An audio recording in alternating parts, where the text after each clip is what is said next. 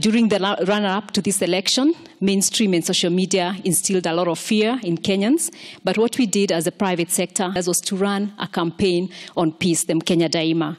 And that has really been significant and become a case study. This week alone, ECOWAS, which is the economic bloc of West Africa, has asked us to go and share our experiences and how private sector becomes part of stability during elections.